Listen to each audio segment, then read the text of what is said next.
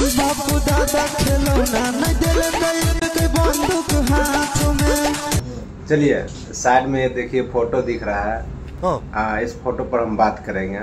ठीक है। इस शकल को पहचान लीजिए, शकल कौन सा है, क्या है, नहीं है। अच्छा, छोटा सा अपडेट है जो हमें लगा कि आप तक पहुंचा देना चाहिए। ठीक है ना, बहुत दिनों बाद आते हैं भाई, क्षमा कीजिएगा, माफ कीजिएगा। ठीक है ना, ठीक है, समझ गया।